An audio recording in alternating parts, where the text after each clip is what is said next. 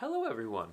Welcome to another episode of Stephen Inks. Today we're talking about a pen that wasn't really on my radar for quite some time, mostly because I already own the original version of the pen that this is based on, and I like that pen very much. This is the Jinhao 82. And as you can see, it is clearly modeled after the Sailor Pro Gear Slim. Which is a fantastic pen and one that comes highly recommended on this channel. I love my Sailor Pro Gear Slim. So does the Jinhao version, which is about 10 to 12 times cheaper, does that hold up? Or is it something that would be better off to skip? We're going to look at this pen up close, we're going to draw with it, and I'm going to tell you what I think. Here is how the pen arrives. I would have to say that this is a step up from what I normally get pens like this in, these kind of budget level pens. This is a $10 pen at the time of this recording. I often get them in a giant bag or a plastic bag, or they're wrapped in bubble wrap themselves, but this little sleeve, bubble wrap sleeve, feels like a step up, feels like it's meant for what it is. I personally, I don't feel like I want companies that are selling pens at this level to go the extra mile with packaging, because I want them to invest everything into making the pen work well. So this type of packaging is my favorite type of good. It's good enough. And inside is a pen, little plastic sleeve that'll protect it from getting scuffed, which I also appreciate, but it's also quite minimalist. And this is the pen, and it's really pretty. That's my first impression. It's got a gold band, compares favorably to the size and form factor of a Pro Gear Slim, which we're going to look at in a minute. And we got that gold band. It says Jinhao across the top. It's very subtle. It's nice. Gold band on the back. Gold on the clip. No finial. Now, not that was expecting and requiring a finial, but that is my favorite thing about the Pro Gear Slim, is that little sailor finial on the top. And I know that Jinhao has a logo that they could use here, so I'm going to say points against them on that one. Even though it's a small deal, that little detail would have made it even that much better. Of course, that's another, evidence that it's not fully copying the Pro Gear Slim, but you're going to see in a minute why that's a very small detail. So this is the Pro Gear Slim, and I wanted to bring this one out too. This is a Sailor Le Cool, and it is even closer because the steel nib pen, I gotta say, style-wise, the Jinhao blows this one out of the water. The clip looks way sturdier and cleaner. The banding here looks nicer. This looks pretty cheap, and it surprisingly wasn't cheap. It was way more expensive than I thought it would be. I would be much happier to recommend this pen if it was closer to the price of this one, but I think it was about $35 to $40 the time I bought it, and it isn't that. I was disappointed with this pen just because of its price, honestly. This would definitely be a better bargain looks-wise. We'll see what the performance is like, but I wasn't too impressed with the performance of this pen either. The Pro Gear Slim is a darling of the fountain pen community for good reason. It's one of my favorite pens. There's that finial I was talking about. It's beautiful. And it says Sailor Japan, founded 1911, which is something that they put on a lot of their pens. Definitely a classy style and design. Beautiful nib with wonderful filigree on it, and it's pretty clear looking at these two which of these pens that this Jinhao 82 is taking more of its inspiration from. So that's that. Comparatively, we've got that same idea. Let's look at the inside of this. Okay, I do kind of like the nib, but here's something that I think is kind of funny. Look how small it is. There's a huge drop-off right between the edge, and I'm just going to bring the Pro Gear Slim out just so you could see what I'm talking about. Comparing the two, this one looks a little bit odd that it's just kind of a little bit skinny for the pen. Not a deal breaker, but whatever. I definitely think that this size over here matches the body of the pen a little bit better. But then again, we are also further evidence that this is, even though it's very similar to the Pro Gear Slim, it is its own thing. So I guess I appreciate that. This is an extra fine nib, and yeah, it looks nice. I will hold out my judgment until we see what it actually ends up being like. But ooh, okay. Now here's something that's interesting. This is a really interesting small detail that I loved and talked about on my Pro Gear Slim video. There's a little rubber O-ring. It's white colored, if you can see that kind of opaque-ish white, or a slightly translucent white right there. And what that'll do, and I felt it when I untwisted it, is that when you tighten this, you get a little bit of resistance right before you tighten it fully, and it just feels like it's on there solid. And I actually love that. I love that this has that. Now, just like the Pro Gear Slim, because it's about the same size, without it being posted, this is actually a little bit uncomfortable for me. If you have hands similar to the size of mine, then you probably would feel the same way. But I think that this pen is meant to be posted. It's kind of a pocket pen, so posted feels just like the Pro Gear Slim. So again, size-wise, we're talking pretty on par with its peers. And I would say this is more of a peer with the Pro Gear Slim than the Sailor Le Cool, which, as I mentioned before, well, we'll look at the inside of this too. Nibs, we've got imaginative, a little bit strange, and then this is a piece of tinfoil. I don't enjoy it. It's also quite scratchy and not doesn't feel good to write with. So I really don't enjoy this pen. I think I've used it maybe twice since buying it and doing a video for it about a year and a half ago. I'm not sure how this one's going to perform, but I am quite enthusiastic about what it could be. We've got the Jinhao converter. This is pretty similar to what they normally have, just happens to be clear, which is, I don't know, if you like that, you like that. If you don't, then you don't. You could easily put any standard international converter in here. I'm not sure if a Schmidt converter would be too long, but since it comes with a free one, I'm not sure if that's something we need to know about. I feel like this is a friction fit, friction fit nib and feed, just like they normally do for these Jinhao pens. Pretty good. There's no notching or anything on this, so you have to make sure it's aligned before you push it back in. So I'm going to reassemble this and we're going to fill it. All right, so thinking what blue am I going to do to match this nice kind of muted, almost gray blue. I found Planetary Motion. This is from the Colorverse Mini collection. You can see how small it is, right? Should be a fun little opportunity for us to play around with. I'm pretty sure, and I'll try it to make sure, but I'm pretty sure that this pen is not going to go, I can already tell it's not going to go inside the bottle. It's too big. But what we can do, and I'm just going to pull this back a little bit so you can see, and I'm going to lift my camera a little bit, so pardon the shakiness for the next 5 seconds. There we go. And we're just going to run this directly in and get our ink that way.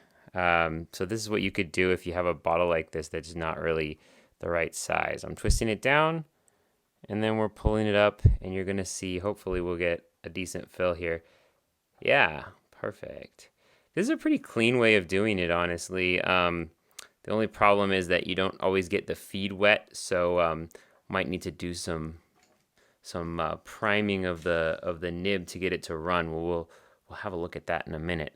I don't even have to clean this off, actually, so we're just going to put it right in there, and this pen is ready to do some lines.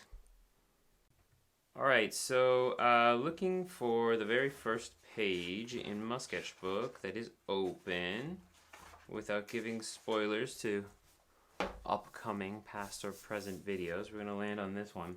I don't know, once again, if it's going to play off right away or if we have to prime the nib because of what we did with the ink fill. So I thought I would just show that off right now and see what we end up with. Even if this doesn't go well, I have a feeling that I'm going to be able to work with this nib and make it work with some brass sheets, some micro mesh. I'm going to be a little bit nicer to this pen than other more expensive pens because I feel like the threshold for disappointment when it comes to a cheaper pen is much higher than with a pen that you paid, $150, $200 for. So let's just see if it makes any lines right out. Okay, we're not getting any lines. And I think that's because the feed of this pen doesn't have any ink completely to the end of it. So what we're going to do is I'll show you how I would prime this nib. I'm going to see if I can get a good angle of it. I'm going to twist this this piston in reverse. I'm going to do it very carefully because it is full of ink. And when I see it start to get ink coming through, okay, I just saw some come through right now. I'm going to pull it back.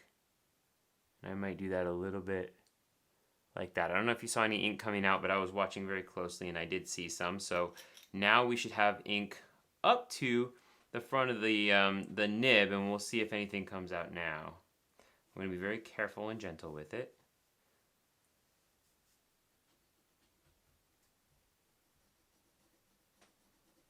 Okay.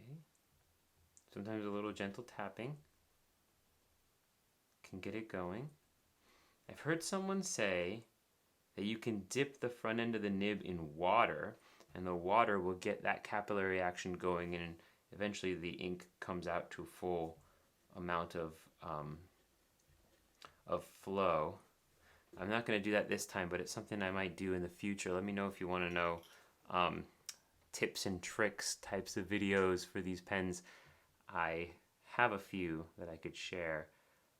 I'm going to get that ink up again. This time I'm not going to pull the piston back in. Let's just see if that helps get some things flowing.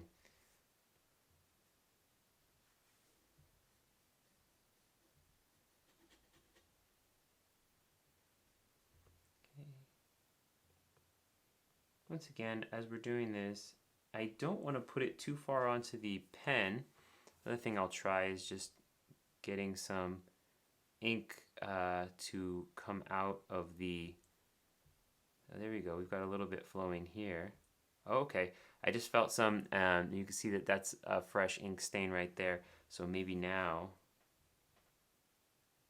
Oh, yeah. So a lot of times it does take a little bit of time, and I used to do this off camera, but I'm going to try and do it more on camera, that to get ink coming out the very first time, it's often a little bit of a slow starter for many of these pens, and just good to know that that's natural if you're not used to having a pen like this, that they do kind of get into a groove where they start putting out ink regularly, but it might take just a little bit of coaxing at first, shall we say, to get it going.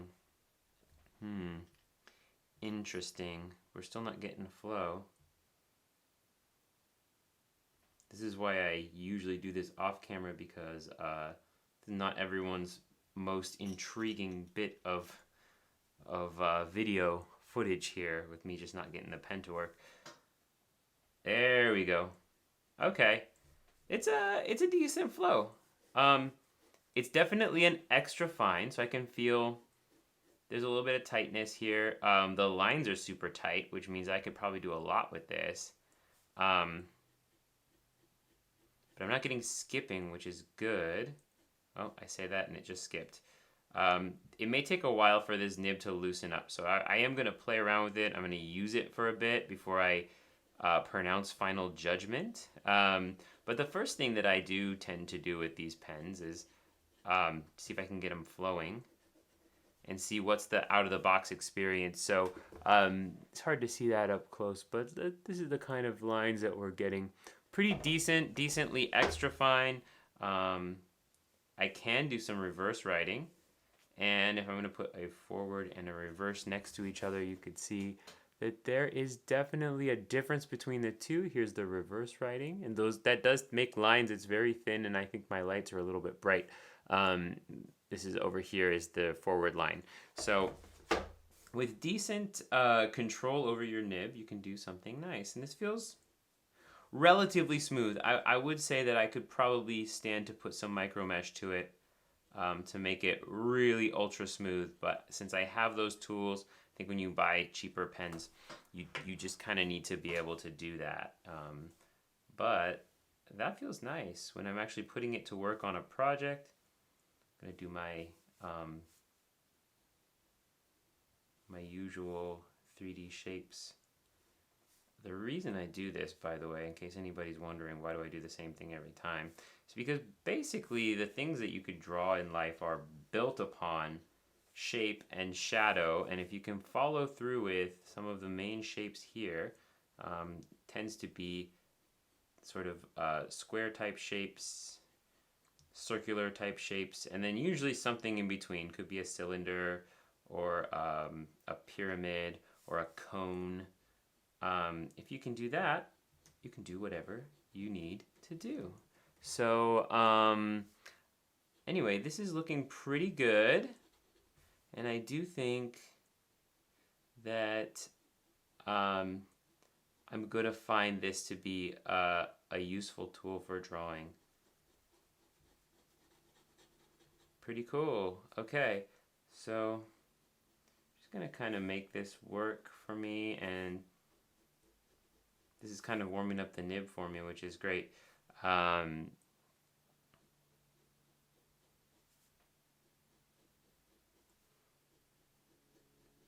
Yeah.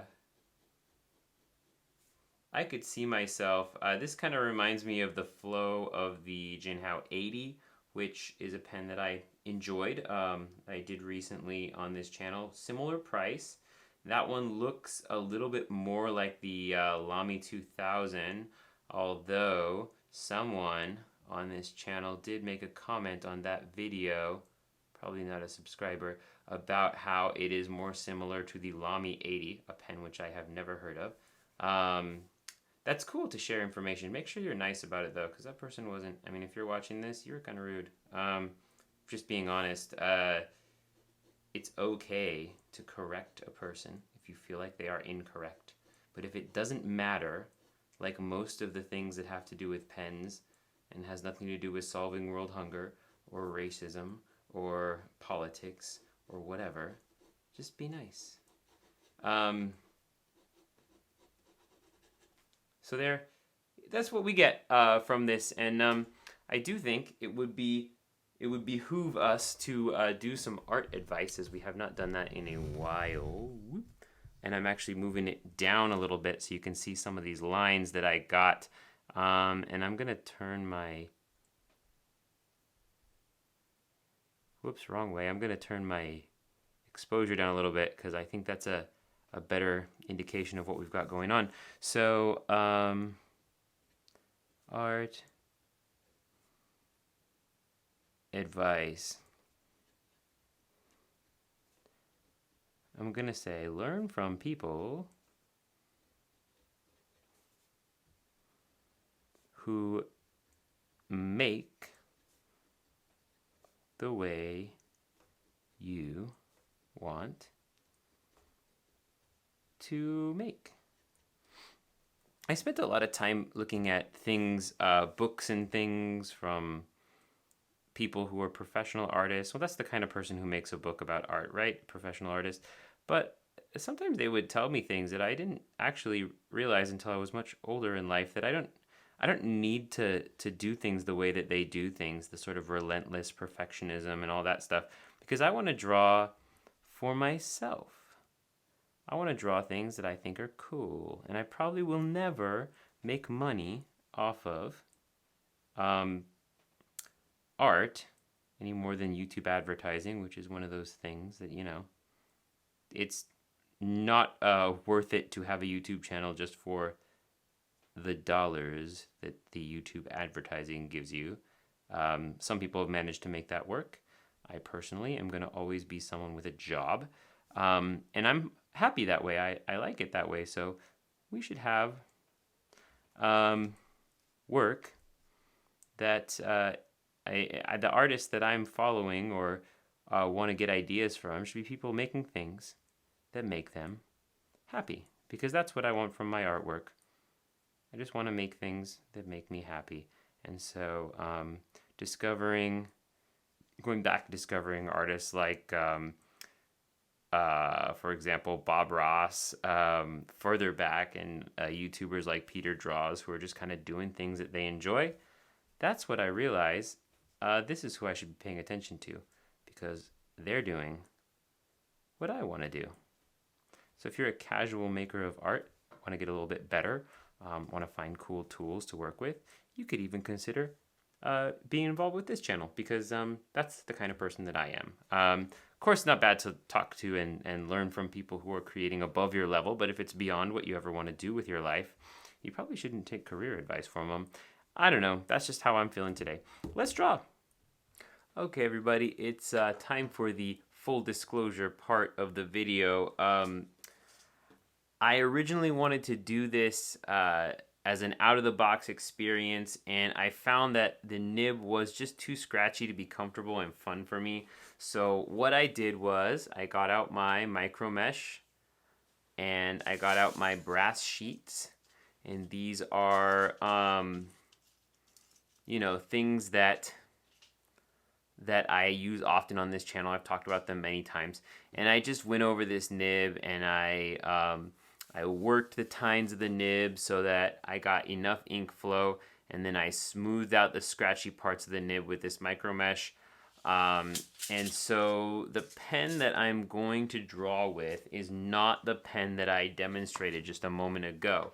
I'm going to just go back in, and I've got a little bit of paper here, and you can see how this thing writes now, with the caveat that this nib has been worked on. Something that I do often in my videos, and I'm not shy about it. But we're getting this. I don't know if you can hear it. Let me see if I can quiet down.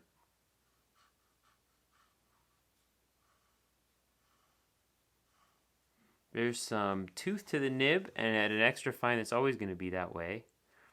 And you can see that there's a little bit of a squarishness to the line. And I find that happens after I do some work on a nib. Probably not doing it perfectly right, but I'm not a professional at this. So at a $10 nib, I feel like it's worth it to invest the time and energy to make it work right. You may feel differently, and that's totally fine. I just wanted to make sure that I was very clear about how this ended up going. And honestly, yeah, I really like the way it writes now and the way it feels in the hand. It's actually, in my opinion, it's quite similar to the way that my Sailor Pro Gear Slim handles, and it feels very similar as well. So the build quality of this pen is great. The nib needs work. That's the trade-off that you get when you are looking at a pen that costs, a tenth the price of a really fancy pen. Sometimes they don't work completely straight out of the box. So take with that what you will, and we're going to get to some drawing. So this drawing is yet another peek inside my personal life. It is my youngest sister's 30th birthday this week, and we had a little birthday celebration. And I thought, since her favorite animal is a giraffe, she and her husband are both really into giraffes, I thought I'd draw a very, very old giraffe. So that is this. As you notice also that I started off trying to draw the whole body of the giraffe and realized very quickly that I didn't have enough space, so I improvised. And I think my improvisation went pretty well with the framing, and all of that made it look pretty fun. She enjoyed it. Happy birthday, sis. Love you. And beyond that little personal part with the pen, bad nib. I got a bad nib, and I've heard from other people who have said things about Jinhao pens that I have reviewed very favorably, that I had really good experience with, that they have gotten a bad nib as well. And so that does happen. And I'm not trying to excuse it, but if you consider the price point, every once in a while you probably will have a bad nib, and I highly recommend that you have the tools to fix cheap nibs if you're going to be buying cheaper pens. All in all, I'm pretty happy and satisfied with this pen, mostly because of the build quality of the body. Actually, funny story, I was using this pen at my school, and one of my students saw it and said, "Oh, wow, what is that pen? I'll bet it cost $100. And I was kind of laughing to myself, and I told this student, no, it didn't cost $100. But it's interesting that it's modeled after a pen that does cost more than $100, and it fooled this student. And I got to be honest, it would fool me too if I could somehow get that finial in there. That's the only thing I'd have to say that's different about it. It runs really great after we got over those little nib problems. Anyway, do with that information what you will.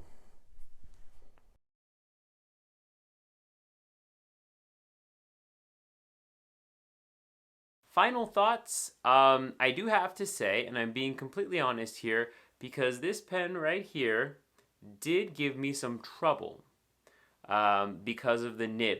Everything else about the pen is absolutely fantastic. The build quality is great. It's comfortable. I honestly, holding it in my hand, I can't feel anything different from the Sailor Pro Gear Slim, which is weird considering the price difference between the two. It's important to note that I did have to do some servicing of the nib. So if you're not okay with that, you may want to skip this one. But if you're buying pens in the $10 price range, it might be worthwhile to invest in some brass sheets and some micro mesh to be able to get the pen working the way that you want to. But all in all, even though I did have to do some work on the pens to get it working, and it wasn't a straight out of the box excellent experience, there are some pens that did give me that, even ones around this price point. I feel like I want to recommend this pen if you're trying to scratch that Sailor Pro Gear Slim itch. I think this does a better job than the Sailor Le Cool, which is even from Sailor, but I felt was a little disappointing, if you catch my drift. So anyway, if you're willing to put the work in, this pen looks and feels fantastic. The build quality is there, everything but the nib, and the nib itself works well. It's just a little bit scratchy for me out of the box, and maybe your experience will be different if you have one. Please let me know in the comments, and please feel free to like and subscribe to this channel. I'll be talking more about pens in the future, and I can't wait to bring you the next video.